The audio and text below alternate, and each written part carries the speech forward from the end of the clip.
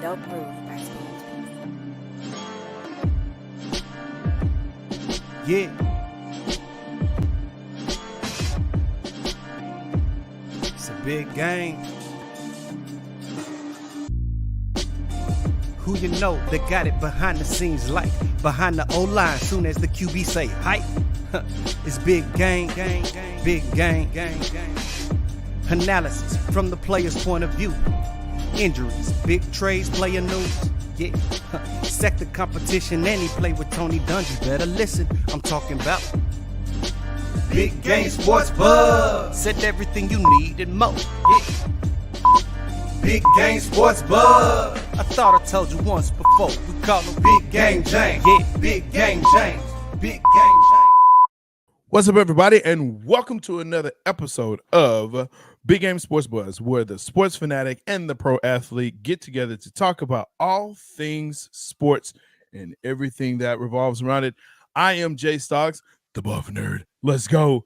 And, of course, I am joined by the man, the myth, the legend, the reason why we even have the show named what it is. Big Game James. What up, guy? How are you? Happy New Year to you, sir. Happy New Year. What's up, baby? Merry New Year. Merry New Year. And before we go any further, yeah, you go. Hit the horn. Before we go any further, let's go ahead and shout out my guy's born day today. I said I wasn't going to do it, but I'm going to do it. Happy born day. Your mom, man, all my heart and love goes to her for pushing you out. What a wonderful lady for that. She didn't push hard. I was 3 pounds, but you're right. Test two, baby. Look. But no, man, seriously, happy born day. I'm so glad to know you're one of the best people that I know. Appreciate that, brother. Appreciate that. Man. Absolutely. So, best wishes. How was your New Year, man? How your holidays? Man, everything's been great. You know, my mom has been in town pretty much for 2 weeks, so it's been awesome, man. Mom was here. She's getting ready to go back home to Florida tomorrow. But just had a really good time being able to just, chill out, relax. My oldest is home from school, just having everybody together, friends coming over, celebrating the New Year's and then, did a little early birthday dinner today. It was awesome, man. Awesome. Good time. Nice, yeah. I know that electricity bill, it's going to be sky high. Yes, sir. It is. It's up there. That electricity and that food bill. I'll be like, I love you, bro. Turn off the lights. Sound like Teddy Pendergrass. Oh, for sure. But hey, man, we've got a really good show, of course. Episode 60, and I think I got that correctly. You did. Episode 60. Hey, that's an awesome job because normally you tear that up. Thank you. That's what I'm trying to do. Of course, tonight we're going to have on the segments. Let me get it together. 4 downs. Oh, hell no. Between the lines. Are you doing that thing you do? Oh, I got a good one. I got a good one. Right. One gotta go. Yes. And of course, tonight's top five sports moments of 2022. If you have not, and I want to, we'll address in the 4 downs. Okay. I'm going to switch the order here so we can address it first, if that's okay with you. But let's go ahead. Make sure that you like.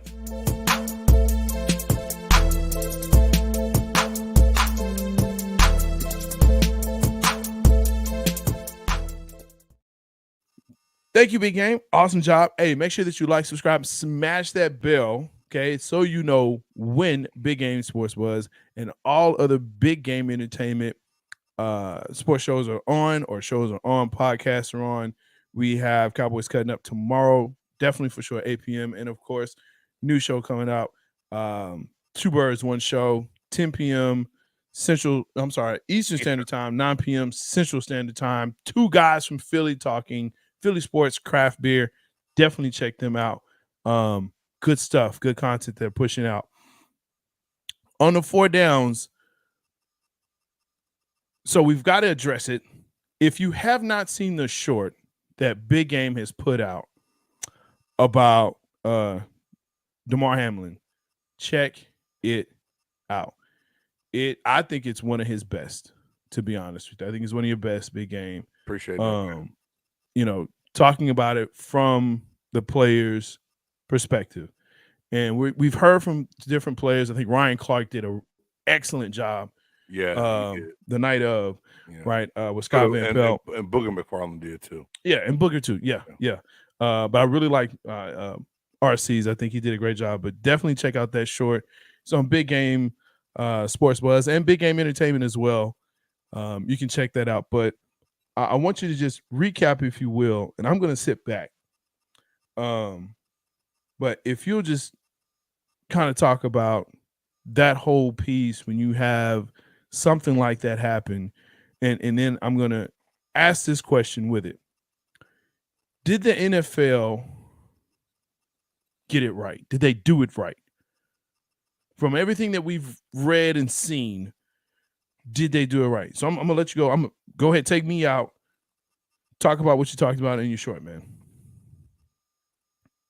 Well, you know, Jay, it was really hard to watch that last night and in fast live motion when I saw it happen. I mean, it was a hard hit. You know, T. Higgins was running hard.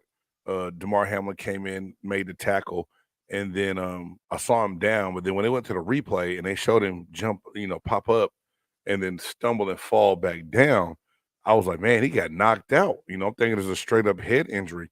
But then, the longer it took, the players came out on the sideline, kneeled around him, and then when they mentioned CPR, you knew something very serious was going on, and it was something that I never experienced before. I was blessed to play 8 years of professional football, 5 in the NFL, 3 in the Arena Football League. You see a lot of different things happen. You see injuries all the time, and Ryan Clark made a statement, but it was a true statement. Back when an injury would happen in practice, or even sometimes games, you move the drill down 15 to 20 yards, and you keep going with practice. So you learn, you witness injuries, you witness things happen, but you're always moving on. You always keep going. Last night was something so horrific and unlike anything else, they couldn't keep going. TV had to cut away. The announcers were trying to find the right things to say. And when you see a teammate get hurt, even when you see someone on the opposing team get hurt as a player, you never like to see this because it's a battle and it's competition. But at the same time, you never know when you might end up on a team with that guy from the opposing team somewhere else in free agency. So it's always a brotherhood as well for a lot of people and a lot of guys. So to see him down on the ground, not moving, but to see the emotion that it took on his teammates' faces, let you know how serious it was. And it just shows you that, life is short, life is important, and you got to maximize the opportunity. And Ryan Clark made a very good point, Jay. He said, as a kid, you have a dream, and then you're living this dream out, and here it is.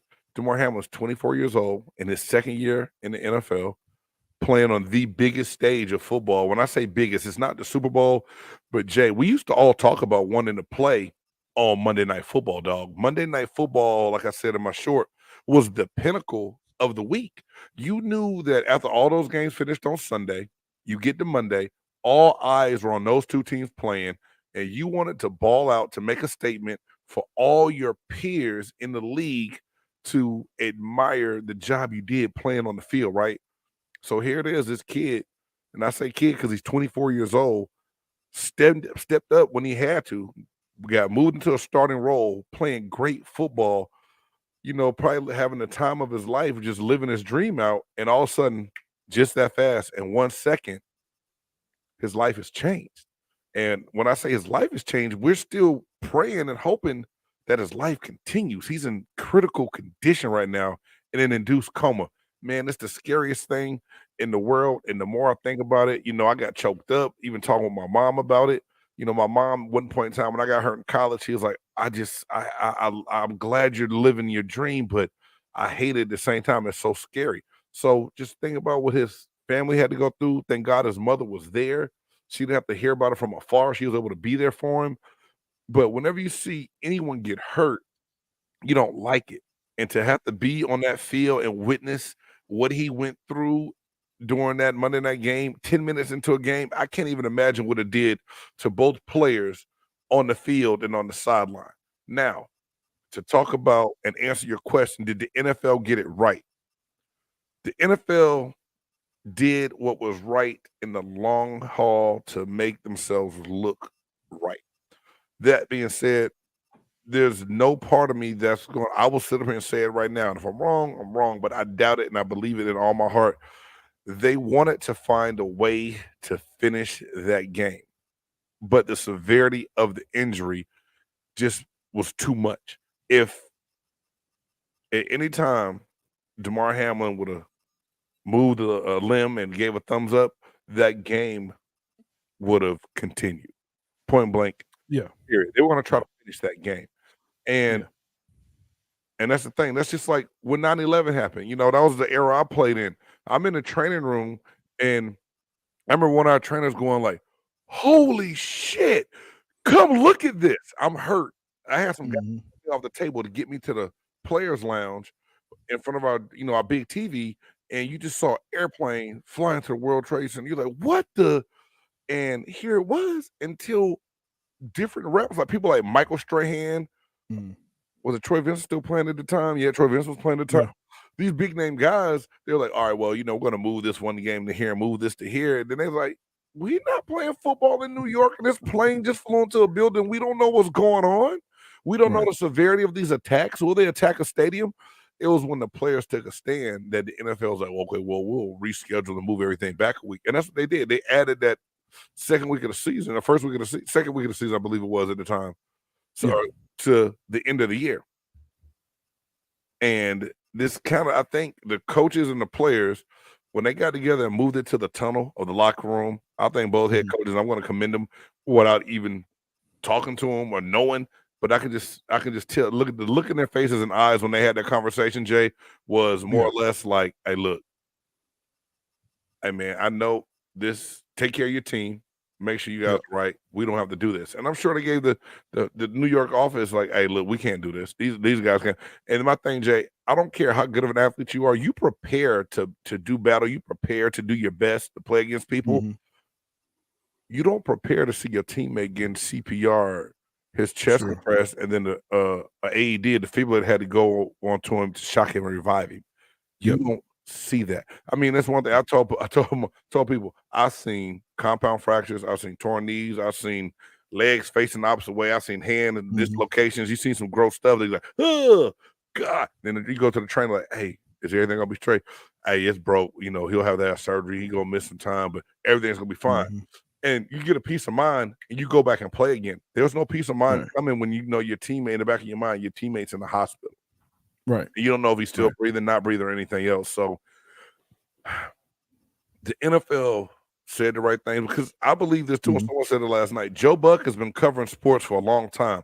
He's probably one of the most thorough announcers out there. For him to say these guys are going to take a 5-minute break and then resume, he heard that from somewhere. He got it from somewhere. And now Troy Vincent and the NFL saying, well, we don't know where they got that from. We never said that. I'm not buying that part. I believe that if they could have figured out a way to resume play and make it tasteful, they would have tried to do it. They couldn't. There was no way around the look, because we all know the NFL is a machine and they have an image that they look out for. Now, Dominic Foxworth said some great things on some different shows today about, there's a lot of other guys that have gone through different kind of things that didn't happen immediately on the field, but afterwards, that the NFL needs to take care of and think about as well. You know what I'm saying? Absolutely. We know about Damar Hamlin because of something horrific that happened on the field that you wish and pray that would have never happened, but it did. We need to bring awareness to everyone, everything that goes on. These guys that have these mental issues after the game from all the head trauma and contact. And yes, players sign up for it. Yeah, I know that people will say like, well, no one's making you play. Never said anyone was making you play. But still, for this to be the most violent sport in America and still not have guaranteed contracts or lifetime health insurance, there's a problem with that, because the NFL is a multi-billion with a B dollar company, not million, B billion. And it's got to be a way to make sure that people are taken care of. Word. Hey, I can't say anything else to that. Won't say anything else to that. Thank you so much for those words and that perspective. You know what I'm saying? And yeah, I was gonna put that up there for you, man. You know what I'm saying? I was gonna let you get through that because I just didn't want to. But yeah. Aisha, thank you for coming in, Keith. Good to see you, my guy. Yeah. So other news, other things that's happening. Again, thank you for that, man. That was beautiful. Appreciate you, man. Ed Reed named head coach of Bethune Cookman. Now, if you don't know, yeah, for sure. If you're not aware of what or who Bethune Cookman College is, it is a historically black college university that is in Daytona, Florida. Okay, it is named after Mary McLeod Bethune. Yeah, I don't say Mary something Bethune. I wasn't trying to be funny. Mary McLeod Bethune. Okay, she was a educational, a long-time education person, teacher, and things of that, as well as an activist. She was considered to be one of the persons that laid the groundwork of the civil rights movement in its early stages. So that's the history of the school. To put some more history into this, so they used to be in the MEAC, right? Mid-Eastern Atlantic Conference. And they switched over to the SWAC, Southwestern Athletic Conference in the East, and that's where they are now. In the past 2 years, 2021, they were 2-9, right? They didn't play in the COVID year. The year before that, in 2019, they were 7-4. I just want to put some things in perspective here. Now, this is one thing that we're going to talk about the counterpart here, but Shannon Sharp said this on Undisputed, and this is what I agree with. He said this back on December 28th. It's great for Bethune Cookman. It's great for HBCUs. It's great for those players. Glad that Ed Reed is there, but he is no Dion, so don't compare him to Dion. Dion is he's one person. He is the only person that can do what he has done, but he has laid the groundwork. I had this discussion with a person over New Year's, and they talked about how they were disappointed in Dion. He should have stayed 3 more years, and it's like, why? For what? Right. He did his job. He did something to make something better. What else did you want? He made it better. He made it better. I say he laid the groundwork, and the issue that I have is that you have people that don't support those programs that look like the people that are in the programs. So, yeah, I said that. So, if you want it to be better, he's already laid the groundwork. Now take it forward. You have Ed Reed that's now in the league. You have Eddie George. You have Hugh Jackson. You have people that are from the NFL that are coaching, head coaches. Bring your people with you. Bring a system. Bring people that know how to play, right, with you, because he came from the U. So he understands the culture of winning. Right. He understands that. So, big up to him. I don't know how this is going to work out. I don't know. But you have more eyes now on HBCUs. Right. Jay, this is my thing. I called it the Deion Sanders effect because I believe a couple things. A lot of these universities and the university athletic directors are going to look for those former Hall of Fame NFL guys that they know that may have some interest in coaching football, college football, and say, hey, why not do it here with us? And let's see what we can do. Now, one thing I know that I think Ed Reed has in his favor, he's staying in the state of Florida, the state where he's from, the state that he knows, a state he can more than likely recruit well, right? Yeah. Now we all know Shannon said this before, because he played at a small HBCU in Savannah State. It's all going to come down to the facilities, and we know that the facilities are not on even playing ground with Division I schools or even bigger FCS schools, right? That was something Deion Sanders went in and was able to do at Jackson State. he was able to get new athletic facilities, training facilities, upgrades, modifications. Right. Bethune is going to have less of a budget. Now, not that Jackson State had the budget. Deion Sanders reached out and used his resources. The one thing I know about that gold jacket, Jay, the only gold jacket I'll ever wear is if I go buy one, right? I'm about to go buy my gold jacket. My gold jacket is not coming from Canton, Ohio, right? But that gold jacket carries a lot of weight. It gets you into a lot of doors that, your regular jacket not going to get you into. Right. So when I say, you're right. You cannot compare Ed Reed and Deion Sanders, nor do I think Ed Reed would ever want to be compared to Deion Sanders because Ed Reed is his own person, his own man. Yes.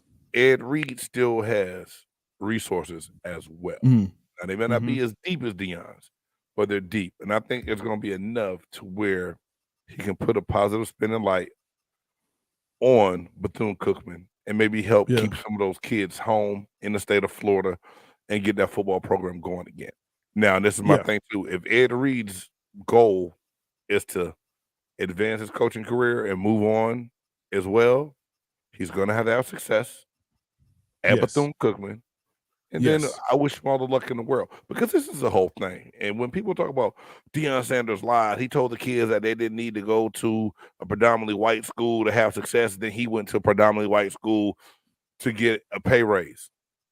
And we always talk about the advancement of colored people, the advancement of black people. We want them to move on. Yeah, I want to send my son to a Division I school one day. But hell, can he have a coach that looks like him? 120 schools, and I think 5 something like black. The number of black head coaches is pathetic. Let's call it what it is. And let's be real. If Deion Sanders didn't go have the seasons that he had at Jackson State, he would have never got called by Colorado. If he didn't have the fire, the attention, the social media buzz, he never would have got hired by the University of Colorado. So let's not make it sound like he just jumped ship. He established a culture. He built his brand up, his coaching brand. The brand of primetime is the brand of primetime, right? Sure. And Ed Reed kind of has his own way of marketing himself the same kind of way. And I think it's great for everyone involved. And I think it's a trend. I don't like to call it a trend because, trends come and go. But I believe when I say it's a trend, I believe it's an avenue now that African-American players know that they have at their disposal if they want to advance a coaching career. Because how long have we talked about Eric Bieniemy getting moved up in the NFL and he's still sitting around holding the clipboard for one of the number one ranked offenses in the league and he can't get a job? D'Amico Ryans is probably one of the hottest defensive coordinators in the league, has San Francisco looking awesome. He can't. So we got good question, Joe. We got to do different things. Yeah. Will he stay? I think, and that's what Big Game I think is alluding to is, hey Joe, how long will he stay? I think, hey Joe, I'm gonna be honest with you, dog. I honestly believe, like I said, I don't know, and I know somebody that knows Ed, and I reached out to him to try to see if he can't get me in contact, even if it's just a message back and forth, and I read the message on one of the shows. I really want to try to get Ed on here, man. I don't know what his ultimate goal is. So to me, if his ultimate goal is a coach, maybe back at the U one day when Cristobal is gone, because it's a revolving door. Deion said it. You elevating or you resignation, right? Yeah. So I believe Ed is trying to get that resume together because he coached 1 year NFL as a DB's coach. Then he went on to the University of Miami as a pretty much a consultant, right? Yeah. So he helped with recruiting consultant, different things, the ways to run the program. They kept him around because he's great energy, dude. Like I ran into Ed Reed one time in New Orleans, talked to him real quick at a place, and dude, the dude's energy is amazing. Like it fills a room up. So he's gonna be great around young people. But I think the ultimate question is, what's Ed Reed's goal? Is his goal to be a D1 college football coach, or is it just to, build up a program, start a culture, and stay there? Because we have some guys that played in the NFL that are head coaches at HBCUs. They're just not Hall of Fame guys, so they don't get the publicity and push like the Deions, the Ed Reeds, the Eddie Georges, and Hugh Jackson was. He's not a Hall of Fame player. He's just an NFL coach that came in at Grambling to try to switch a culture, which I'm not mad at all. Ed Reed, I tip the hat to you, brother. I wish you the best of luck, and go get it, man. Go. So whatever Ed wants to do, if he wants to stay, stay forever. If you want to dip, peace after you get it going. The thing is, make it better than you found it, right, Jay? Yeah, and that's it. And I mean, here's the other thing. We also have to understand that this is a Division I FCS conference. Okay, these are Division I schools. Now, does that mean they'll get to go into a playoff? Don't know. But now we at least have with Dion at Jackson State, we can now have that conversation. You know, let's say he did win the Celebration Bowl, and it was a really good bowl game. Okay.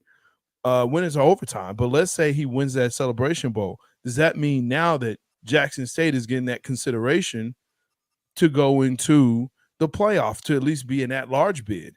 I mean, so there's some things here that I mean, you know, but it changes conversation. I get what you're saying, Jay Stocks. I get what you're saying. You know, in order to have the conversation, you have to be in the conversation. Right. So in order for you to at least say, or people to say, you know what, Jackson State, why not? Let's see. Right. And I think what's going to happen is you're going to have the comparison of course, Jackson of Coach Prime at Jackson State. And like I said, Ed Reed at Coach Reed at Bethune Cookman. But I'm all for it. I'm here for it, man. I'm definitely going to be watching him. I'll put Bethune Cookman app on my Fire Stick as well and go from there. But you know, like Hell Wildcats. Let's go. Hey, but you know what happened, Jay? You know what happened to Jackson State in the playoffs?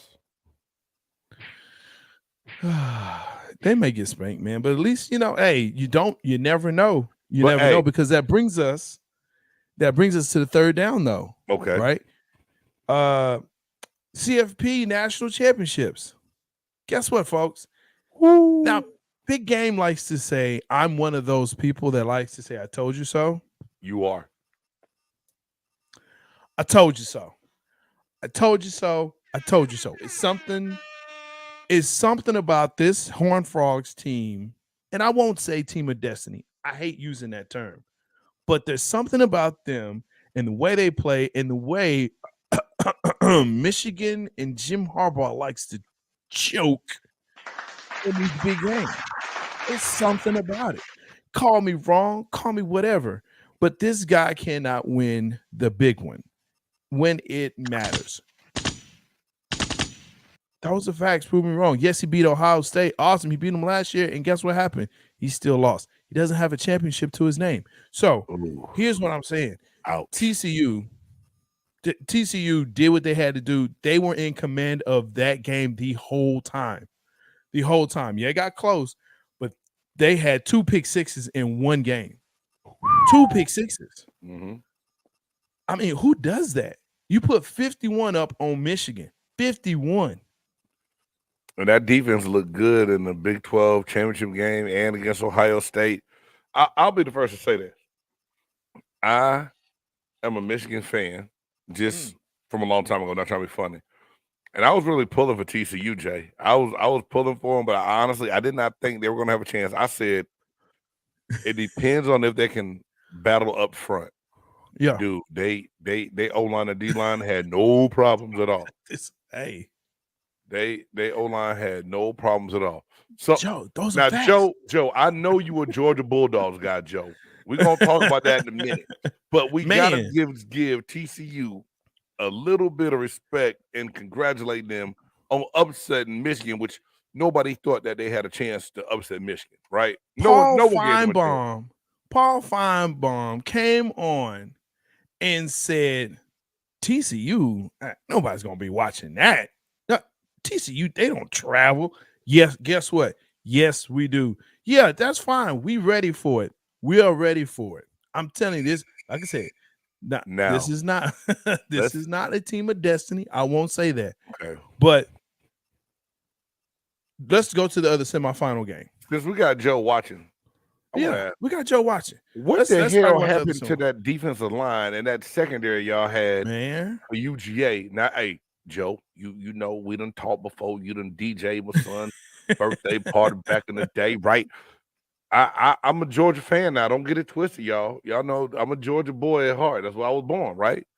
That's why I like you, Joe. You said TCU went cool, but that lack of pass rush really got me worried about Georgia because they showed up not ready to play at all. I thought Georgia was going to kill Ohio State. Weren't they supposed to? No, Well, I won't say kill. I won't say kill. According to they were supposed to. Well, they were supposed to play better than they were supposed to show better than what they did. Hey, Jay, stop. They were supposed to. Go ahead. Everyone on Georgia's team needs to send a thank you to Marvin Harrison Jr. because if he didn't get hurt, they lose that game. They lose that game. They could not stop him. They still trying to figure out how to cover him in the game. It's over. Yes, I said it. Yeah. Preseason ranked number 2. Okay, fine. Preseason ranked number 2. But the reality is that Georgia, in my opinion, they're supposed to have one of the best defenses in the nation. And you know what I'll say? I'll say they do. But it did not show that game. And so in order for Georgia, for UGA to come out in the next game this coming Monday, January 9th, they're going to have to show it. They're going to have to bring everybody plus the house because TCU has nothing to lose at this point. None. They're playing with they're not playing with house money. They playing with the community's money. They playing with the town's money. They playing with the city's money. Okay. they playing with all of it. I understand. We do. They're gonna have to bring the house. Someone from within that school, that program is gonna have to sit them down and say, listen, you're Georgia defense. This is not what we do. I think it already happened, Jay. I think Kirby Smart already did that. This TCU, yeah. I can argue that. This is the worst thing that happened for TCU. That Georgia played a close-ass game on national TV and almost lost. So now I think it'll be a different team and a different mindset, knowing that they can't underestimate TCU. But at the same time, did they give TCU the formula to beat Georgia? That's what I was going to say. I think this is Rocky 4. This is Rocky 4 right here. Damn. This is you beat Apollo. You beat Apollo Creed, and you've been decimating people, and it came close, but now he got cut. Drago got cut. And now you got he's a man. He's just a man. That's all he is. It's just a man. That's what happened. UGA was Drago. Well, yeah, he got his ass kicked. He did. He did. Rocky won though. He got beat up doing it, but he won in the end. That's all that matters. He won in the end. And when you don't have anything to lose. That's what Rocky did to Drago in that last round. Hey, in that last round, that's what I'm saying. That's all you need. That's all you need. At the end of the day, that's all you need, man. Because I'm telling you, UGA is going to have to bring the house. Now, they may, in the end, in the fourth quarter, take it to them. The over-under right now is 62.5, I believe is what it is. Ooh, Lord. Right? Well, it should be. They scored. I mean, think about it. Georgia scored 38, right? And then TCU scored 51. Georgia scored 40. Was it 41? I thought it was 38, 35. You might be right. I might be tripping. They scored a lot of points. It was over 40. Yeah, it was basically over. Yeah, it's a movie. I get that. It's a movie. But there's still references here, man. There's still references here. Like I said, y'all was so upset. Y'all was crying. I saw the people in the stands boo-hooing. All the little Georgia people just, it's over. Kirby Smart ain't that smart. Then at the last second, guess what? Yeah, they're going to have, man, I don't know if 45 is going to make it. I honestly don't think 45 may make it, man. You may need more than that with this team because their defense is a opportunistic defense. Their offense can score at will. They got fast guys on the outside. They got a good running back. And Max Duggan plays to win. And he doesn't care what he's going to do. And that third down conversion, man, I'm telling you, it's something. Teach me how to Duggan. Teach me how to Duggan. Teach me how to Duggan. Look, Joe, that's fine. You can tell me to stop it, but I tell you what, on the 9th, on the 10th, I want to see you here. On the 10th, I want to see you back here. Come back here on the 10th. That's all I'm going to say, Joe. On the 10th, come see me. Come see us. Hey, Joe, I'm going to reach out to you, man. I'll send you a link. We'll have you come on and talk for a few minutes. For sure. We'll definitely do that. Because Jay Styles, we'll definitely do that. Jay Styles going to talk smack. I said, I want to see TCU do well, but I'm not going to lie to you. I want Georgia to repeat as national champions. I said this already. I'm just saying, I love an underdog story, but you know what I'm saying, I might not be able to go back to my red clay state if I picked against my Georgia Dogs. At the house, man. I'm watching at the house. I got a new TV for Christmas. I'm watching at the house. His TV is as big as a wall, bro. It's off the chain. That's nice TV. Nice TV. You know what? We may reach out, man. You know what? I may watch in a spot at your mama's house down in Fort Worth. It's a spot called your mama's house. I thought you were trying to be funny. What'd you say? No disrespect. No disrespect. Called your mama's house. Dog, I need to go there. I need to find that. Your mama's house. Called your mama's house. I wish my wife would call. Hey, where you at? Your mama's house. She's like, boy, I'm gonna kill you. But we'll probably watch it at the house, man. You know what I'm saying? And, hey, come on through. That's for sure. But yo, let's get to this fourth down. Keeping in CFP. And actually bowl season, major wins and major losses. What made you say, wow? What made you say, wow? All right, man. First and foremost, since you kicked that off, I feel like you asked me a question. And one major loss, I witnessed it yesterday. The USC Trojans in the Goodyear Cotton Bowl, up 15 points with 4 minutes left, and they lost the game. First and foremost, I will say this. I was so happy to see Heisman Trophy winner Caleb Williams in person to watch him play. One bad play, one bad interception early in the game that I wasn't crazy about. But that USC defense, man, was a total letdown to me. And for them to play the way they played most of the year, to make a bounce back with Lincoln Riley taking over, shout out to the USC Trojans. You know what I'm saying? I'm not going to sit up here and dog another LA team like I usually do when but they were a wreck. That defense was a wreck. That defense has been a wreck. Yeah, the defense has to get rectified. You're right, Jay. But they can't tackle the ups. They just got number 22 for Tulane drafted for sure. Yeah. Oh yeah. He can punch his ticket to the NFL draft now because of the USC defense. No doubt about it. But I'm just saying that was a major. Because your team suck, sorry. Hey, babe, we can't say capping no more. Capping means lying. So we got to change that. Like the capping, for how we said capping works, but for the new age people, why are we dragging your team? Why we dragging your team? Why are you dragging? Because your team suck. Oh, wow. Right, Joe? They trash. SC is trash. LA is trash. They're trash. They're trash. Man, I love you, Aisha. I love you. They trash though. Rewind. Come on now. And then another thing that surprised me, Jay. The powerful SEC, the SEC getting so much love, so much pub, man. And besides Alabama and like LSU, I think. Did Mississippi State come back and win yesterday? I don't think so. I mean, SEC football got their ass drugged during these bowl season. They supposed to be the big boys on the block. I tell everybody, you take away them. No, Mississippi State did win. Did they win? Okay. State won. Ole Miss lost. Ole Miss lost. Yeah. But my thing is, you take away Georgia, Alabama, and LSU, and the SEC is just the Big 12 or the Big 10. There ain't nothing special about them. Come on, girl. Come on.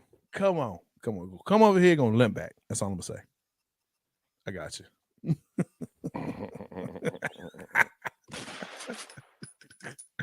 Look, that was your win, that was your loss, or your wows? My win? Yeah. Oh man, I don't know. Do I give it a pin? I don't know who to give it to. It's like 9,000 bowl games. I watched a lot of them. I got 3 on some. And I may agree with you. You might rejar my memory, dog.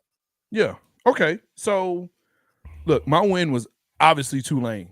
Because considering this is considered the True. turnaround, the biggest turnaround 11-2 this season. Okay, I'll give you that. I'll give in you that NCAA history, right? And of course, that means that USC is a big loser because they lost. Damn. I mean, the way and the fashion that they lost. You had to say loser like that, though? Loser. I mean, dude, it was so bad. A big win, Penn State. Now, I'm not saying they're back, but that's a great win for them. They were underdogs in the granddaddy of them all. They came in and they won. They set 2 scoring records. They set 2 Rose Bowl records for the longest plays ever in Rose Bowl history. Yeah. So, you know, you got to go ahead and give it up for. Yeah, Joe, they looked good. They looked good. And this is the same coach that is on the hot seat for whatever reason, right, with who he shouldn't be. But Penn State looked good. Well, yeah, there's that part. But I mean, they're ranked in the top 25, hell, top 15. I think they were 11th or something like that. They're ranked in top 15. They go to the Rose Bowl. They win the Rose Bowl. I just don't get it, man. Yeah, maybe so, but you still got to play who you play. You know, you still got to play who you play. Yeah, the opt out, man. That we should have put that as a segment on here because the opt out killed a lot of schools this year. But they big tight end opted out. They were down like their 3rd tight end starting in the game. Utah, you know, it is what it is, dog. Oregon State, huge win. Woo! They beat the brakes off Florida. You know, and we talked about SEC for all of the SEC talk and how it's, you know, the preeminent this and preeminent that. And I continue to say they only have 2 teams. They only have 2 teams. Who's the third? LSU, Georgia, Alabama. Oh, come on, man. Just stop it. Stop with this LSU. Stop with this LSU, okay? They play Purdue. Stop it. Stop it. And? All right. They got 2 teams. That's it. I'll give you 3 of the interchanges, Tennessee, LSU, whatever. Tennessee just came back to relevance this year. It just came back, right. So I'll give you maybe 2 or 3.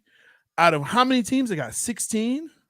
Come on, 14 until Texas and Oklahoma take their behind over there to get drugged. Now, I'm glad you said that, right? Yeah, Tennessee, whatever. I'm glad you said that because I said, right, and Florida is a big loser. But also Texas and Oklahoma. And I love Texas. I do. But they're losers. They're losers. Number one, you lose to Washington. You shouldn't have. Okay? You shouldn't have lost to Washington. Yeah, but Penner, that quarterback for Washington doesn't get a lot of love. He out on the West Coast, and we all sleep when he playing at night on Saturdays. He's not bad, bro. That's not a bad. Are you done? And that running back for Washington. Are you done? Man, you just a Pac-12 hater, though, Jay. We know this. I'm not a Pac-12 sucks. Pac-12 didn't win except for Washington. Oregon State. Oregon won. Oregon State won. Washington won. What did Oregon play? Oregon played North Carolina in the Holiday Bowl in San Diego. Oh, my God. You got to be kidding. North Carolina, they're known for basketball. Stop it with this football stuff, man. That's what we're doing now. We're going to discredit them? I'm not. Get some credit so I can discredit. That's all I'm saying. Prove me wrong. Prove me wrong. They had more wins than the Big 12. Oh. Somebody pull it up. Let's Big 12 is a hard conference. No more than K-State. K-State got their ass beat by Alabama. They did. But K-State still ranked top 15. Okay. They won't be when the final rank. Hey, K-State ran into the Sugar Bowl, and all I heard was, they'll probably still be in the top. They'll be in the top 25, that's for sure. Texas will not be. Oklahoma should not be. Florida State. Florida State is not back. How do you lose to Florida State like that? Hey, man, that wide receiver number 14 from Florida State is like a reinvention of a young Randy Moss. That boy is 6'7" and just grabbing all kind of everything on them fools, man. You got to give him love, dog. I'm giving him love, but I'm also saying that, hey, SEC, Texas, Oklahoma, okay, fine. Get beat up. They're going to get beat up. That's what's gonna happen. They're gonna get beat up. I'm gonna blow the whistle on that one. Man, blow the whistle. You know what that makes me say too? Oh, hell no! Oh, hell no! Oh, hell no! Oh, hell no! Oh, hell no! Oh, hell no! Oh, hell no. That's right, folks. It's the time of the show, the time of the podcast where we look at things that happen throughout the week and it makes us just say, oh, hell no. Now, make sure that you like, subscribe, smash that bell so Give you that know thumbs when, up. and give a thumbs up so you know when Big Game Sports Buzz and anything that's on Big Game Entertainment is going down. Tomorrow, of course, we have Cowboys cutting up at 8 p.m. Myself and Trey Collis. We're going to be talking Cowboys, playoffs, possibly number 1 seed and home field advantage. I know. Yeah, give it all to me. And then, of course, Thursday night, 9 p.m. Central Standard Time, 10 p.m. Eastern Standard Time. 2 Birds, 1 Show. New show that we got, new podcast that we got coming. They talk Philly sports and craft beer and everything else. Just start talking to them. Those guys will just go for it. So it's funny. I asked Game, and usually we don't do this, but I asked him, I said, hey, what's your oh hell no this week? And he told me, I said, yeah, mine too. And it kind of goes without saying. We talked about, Big Game talked about very eloquently and very wonderfully about Damar Hamlin. Unfortunately, there's some stupid people out there. And this dude has been making the list here quite recently because of the stupid things that he continues to say. Every now and again, he doesn't. But this time, one Skip Bayless decided to tweet during the game. This is at 8:30. He tweeted out, no doubt the NFL is considering postponing the rest of this game. But how? ? This late in the season, a game of this magnitude is crucial to the regular season outcome. ... Which suddenly seems irrelevant. What are we doing, dude? Like, he had to come back and apologize. Here's the thing about Skip Bayless. Skip Bayless doesn't know his asshole from a hole in the ground, right?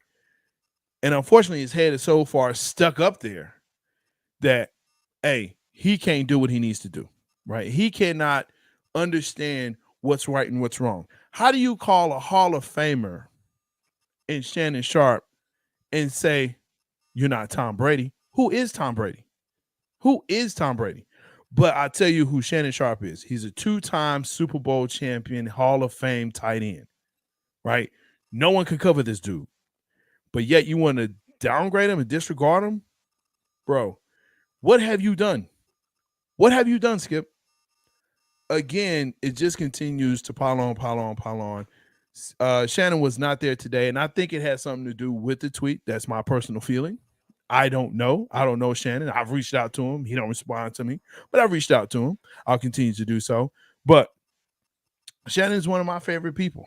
He is. He's one of my favorite people to watch on these talk shows and stuff like that. But this is where you take it too far. And he tried to apologize, but you take it too far. You take it way too far. Caleb, my guy, Caleb Loves Benny. Hey, good to have you on the show, man. Coach. Hey, man, Jay, you said everything so eloquently, it's so perfect. I don't think I need to touch on it. It's one of those things, man, to where Skip Bayless is like Colin Cowherd. Like, they both thrive on saying dumb stuff to ruffle feathers, yet they keep him around, just like a Jason Whitlock. I don't want to give. 2 weeks in a row now. Skip Bayless has weaseled his way into our oh hell no segment. Yeah, because he continues.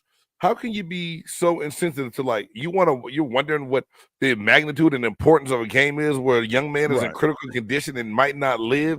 You're wondering how a game will be played or why the NFL might stop it. Shannon Sharp should be canceled, but Skip Bayless needs to be canceled right now. He'll still have the followers because there's still people that think just like him. Yeah. I read a statement about somebody or, someone put on Facebook like, get a shovel already, bury him and move on. Let's get the game going. And it's just like, if I saw anybody like that, if I saw somebody like that face to face, a statement like that, I'd punch him in the mouth. Straight up. You don't Man. react that way when that's someone's life, bro. And for you to wonder about the importance of playoff ramifications because the Bengals and Bills won't finish a game, oh hell no, Skip Bayless. Yeah. Go to the Yeah. Yo. Christian, my guy, what's up? And that is the way you spell his name. It's spelled weird because it's wrong, but that's the way you spell it. It's not like the country. Dude, it's different, bro. It's all good though. It's a born day. Hey, make sure that y'all say what's up to him in school and say, hey, happy born day, coach. Make sure you do that. Right? Wish him a happy 35th birthday. By the time they see me again, they'll forget. We don't go back to school until next Tuesday. There you go. 35th birthday, man. Just make sure you tell them, hey, happy 35th. Hey. What we doing next? I'm applauding you for that 35th birthday. Hey, man. It's between the lines. Let's do it.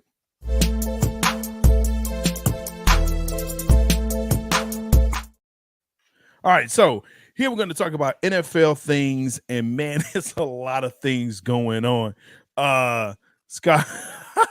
Scoggins, yo, Cap, it's dogs, but it's all good. No, Scoggins is where we work, dog. Scoggins is the name Scoggins? That's where y'all work? Scoggins tell them to change the name.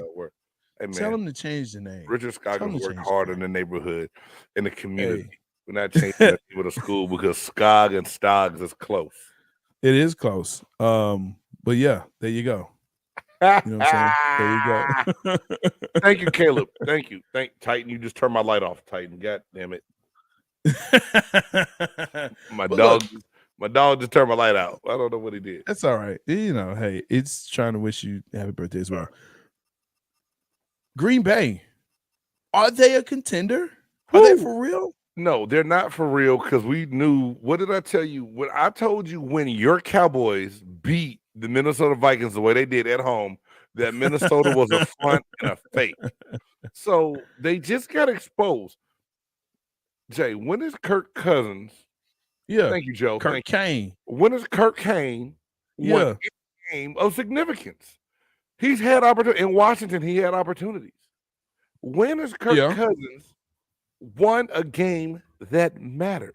And he's about to try to let Aaron Rodgers and the Green Bay Hackers back into the playoff picture. Remember when they cheated the Saints that year? Yeah. He was no call pass interference. Yeah, but that was one game and they lost the next round. So whatever. True. Hey, Caleb, I think you'll be all right, man. Just I think you'll be all right. Hey man, it's all good. It's all good. I'm he's weird. I am weird. I don't understand how they're back in this. Make sure y'all hit that thumbs up too, guys. Hit that thumbs up. There you go. I don't understand how they're back in this. I don't understand how the Packers have clawed their way back in because it can't be because of Aaron Rodgers. It can't be. Hey, not douche Dodgers. I don't want to cut you off. I just thought of something.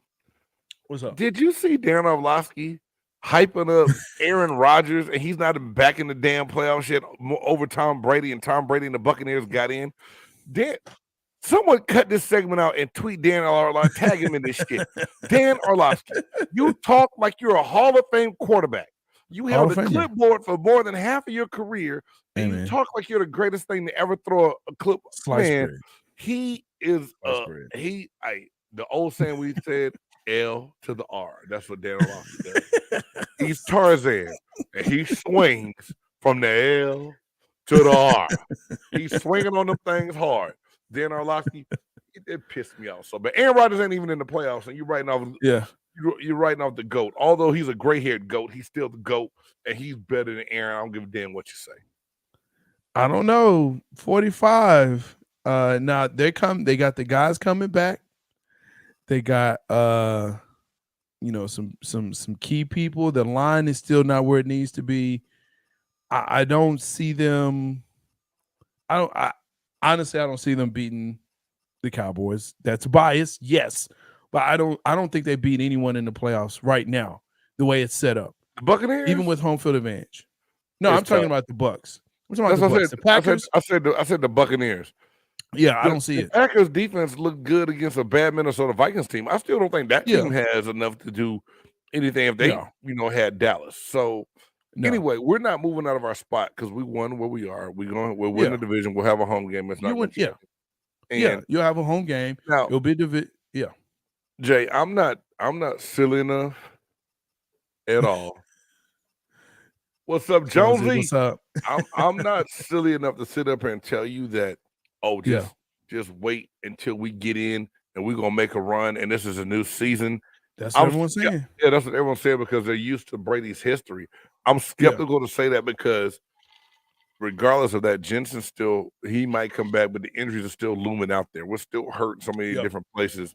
We haven't consistently had the same team on the field all year. We haven't been able to run the ball. Now, would I bet against Brady? I wouldn't put no money on it against anybody because you just never know. But it's not the same team as last year. We made the comeback before losing on the field goal to the Rams, right? So let me ask this question. With the AFC still up in the air because of the obvious situation here, let's talk about NFC. Who is, as we go into the last week, right? It's two questions actually. Two questions. Number one, would you play your starters if you know it will not affect your standing in the playoffs? You will look like when you grow up. I think open the time machine. I think they play the starters if you're trying to get consistency and timing. A lot of people are going to say, "Thank you, Christian." Yeah. A lot of people are going to say that you don't need to play them because it's not going to change anything. Let them rest. Right. But at the same time, if you don't have that momentum going into that playoff game and you're still rusty, I think it can hurt you as well. So I think it depends on how your team is going to benefit from playing, which in the Buccaneers case, I don't think they can afford to rest anybody. Hell, everybody been resting. They've been hurt anyway. Right. So, I'm again looking at Cowboys, looking at, San Francisco. They've clinched the division. They're pretty much stuck where they are. That's I think the other question. So that actually leads me to the second part of this is who's the scariest team in the NFC to you right now? I want to say San Francisco, just the way they've been playing since they got McCaffrey over there. Purdy has some bad throws against the Las Vegas Raiders, but at the same time, he's consistent. That defense is awesome. They're getting more and more people back with from injury as the weeks go on. I think San Francisco, because let's face it, Philadelphia is not scary unless Jalen Hurts is playing with him. And then with Sweat, prayers out to him, a serious injury he took in Sunday's game against the Saints. Yeah. That defense has holes in it. The best offensive tackle all pro with the bruised ribs, with the abdominal tear. Yeah. You got to hope that he's back for the playoffs. It's holes, it's chinks in the armor right now. So to me, Dallas with the inconsistency, honestly, Jay, and it is the inconsistency of Dak Prescott's play, and they're still vulnerable to be run on. And Michael Parsons, I think, is hurt. I think Michael Parsons is he's been hurt all season. He still plays hard as hell, but he's hurt. So with that being said, out of all the other teams in the NFC, I gotta say San Francisco is the scariest team. No one's scared of Minnesota. You're not scared of Minnesota. Now, if Detroit gets hot, right? The way their offense has been playing, Detroit might be a little scary. But to me, the scariest team right down the NFC is the San Francisco 49ers. Well, that last game is going to be very important, obviously, because you have Green Bay playing Detroit. Whoever wins gets in. Do you play Jalen the last week? They have to. If they want to win, they showed that Gardner Minshew can't do it.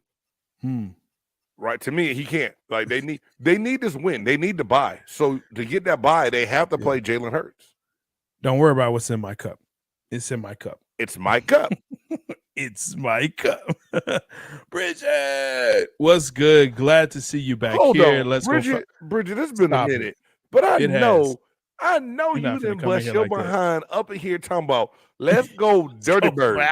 And y'all y'all got lucky to beat Arizona, but goddamn, really, y'all ain't. Did you get lucky? Did they get lucky? Just they got as lucky. They got as lucky as we did. It's Arizona, bro. It's Arizona. Come on. I mean, they won what? 3 games? 4? Yeah, Maybe? 4. Come on, 4 games. Come on, Yeah. Get out of here with that. Get out of here with that. Bridget, girl, you tripping? I can't believe what Cowgirls. Whatever.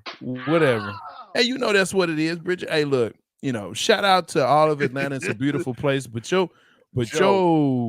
Yeah, Joe, Bridget, Joe's a Georgia boy, Jay. Just so you know, I understand. They live in delusional. Rise up, man. And we gonna. Okay. And I'm hoping we rise up to Atlanta this weekend and plug them dirty bird feathers too.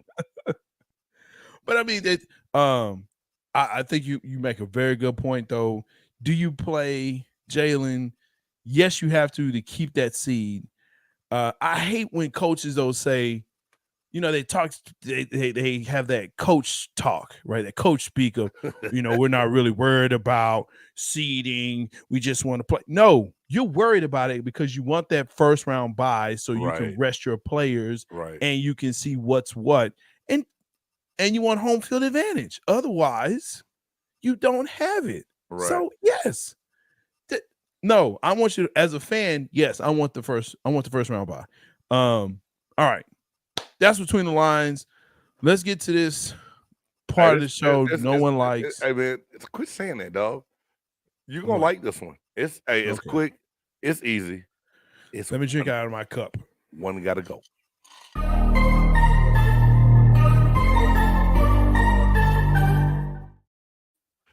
Yes, y'all. It's the one segment that Jay Stoggs regrets ever letting me do, and I've ever.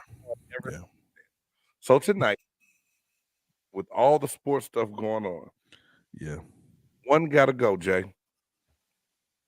March Madness, bowl games, College World Series, or the World Cup. One gotta go. Say it one more time. March Madness, bowl games, College World Series, or World Cup. One gotta go. That's a tough one.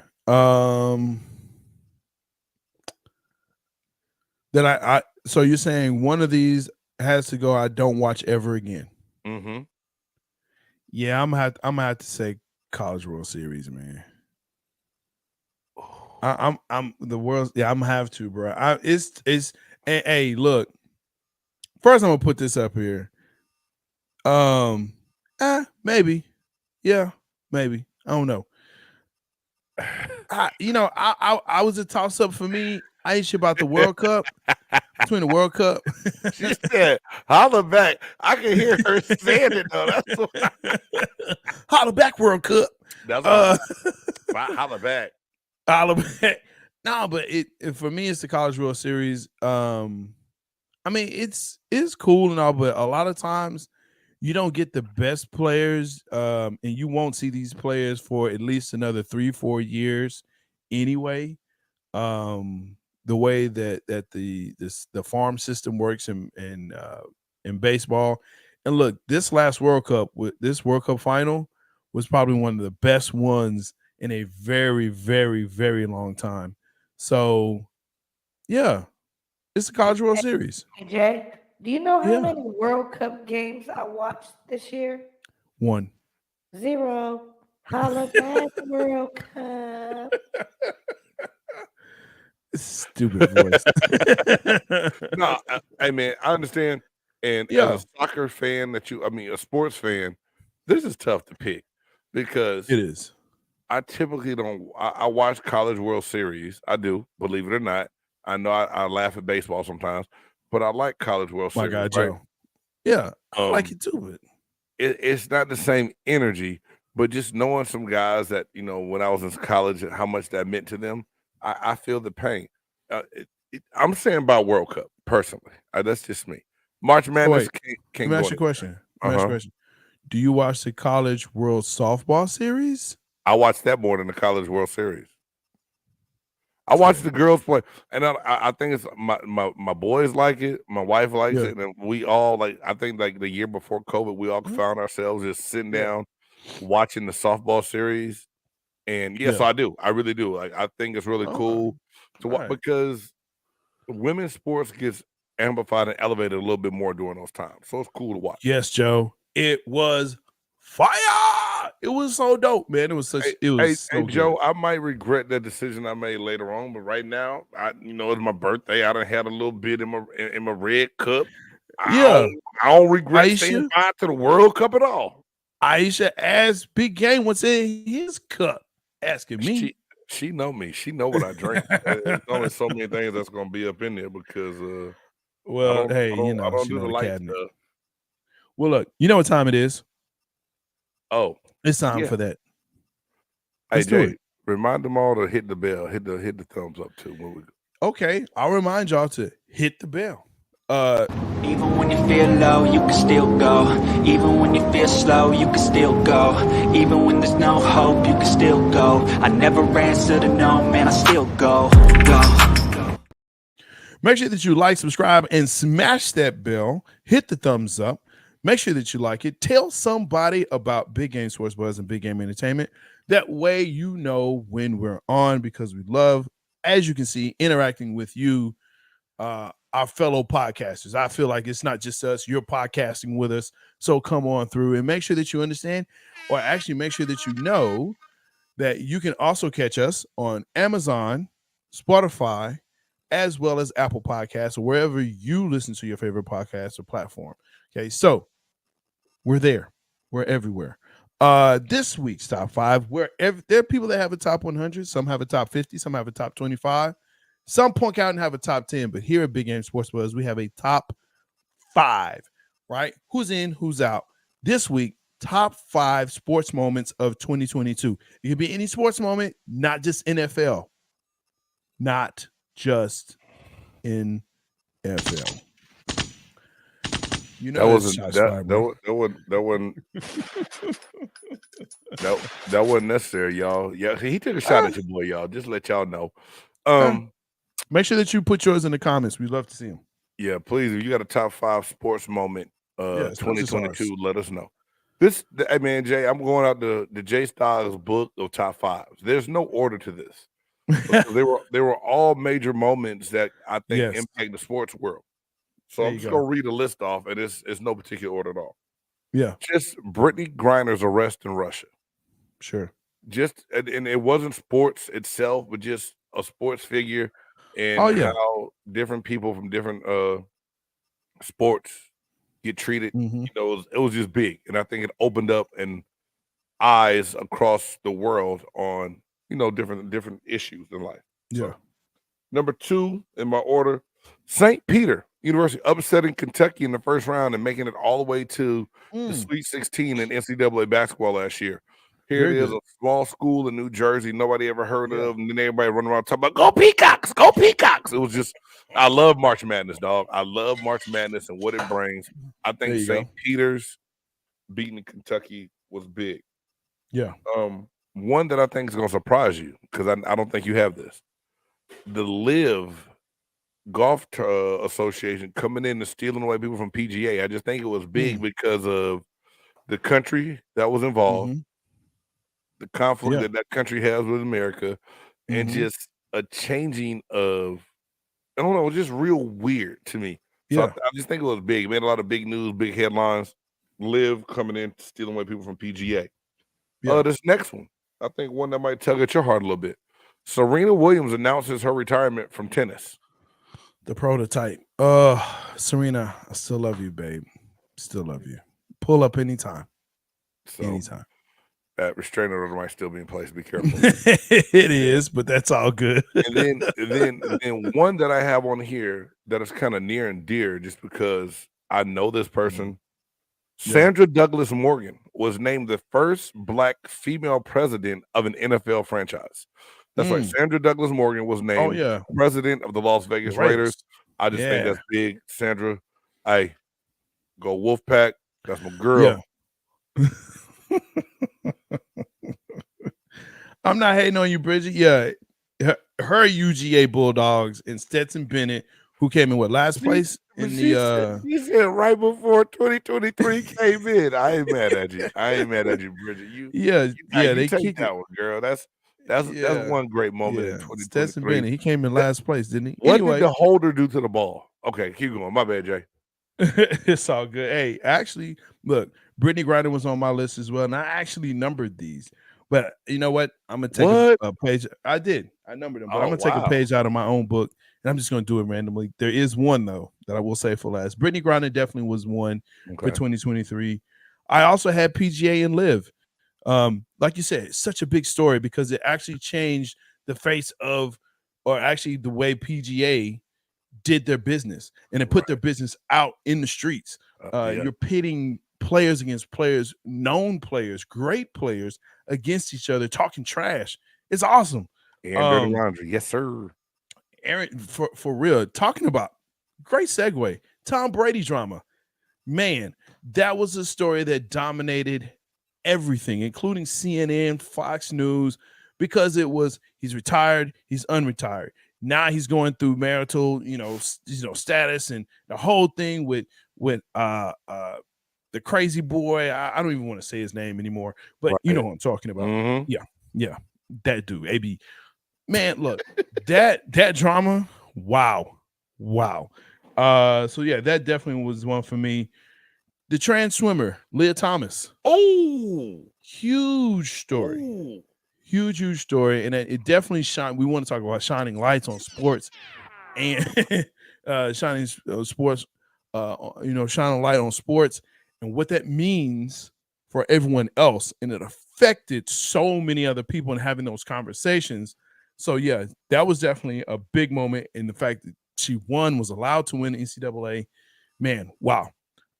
And of course, my number one. You know what it is. My TCU Horned Frogs going to the championship where they're going to meet UGA, possibly win. And if they do win, that'll definitely be the biggest sports moment of 2023. And we can start it right on off. But yeah, those are my top 5. Let's see your top 5. Make sure that you put it in the comments. Make sure that you like, subscribe, smash that bell to know when Big Game Sports Buzz and all Big Game Entertainment comes through. I'm Jay Stocks, the Buff Nerd. Let's go. And thank you for sticking around with us. Thank you for sticking around with us, participating. We love it so much. Make sure that you continue. Be kind to each other. Love each other. Hey, life is short. Okay. Yeah. Take the time. Go see somebody maybe you haven't seen in a minute. Tell them, hey, you know what? You're not so bad. Way to go, Jay Stoggs, man. You got Continue to pray for Damar Hamlin. And y'all have a great, happy new year. For the Buff Nerd, it's your boy, Big Game James. We out.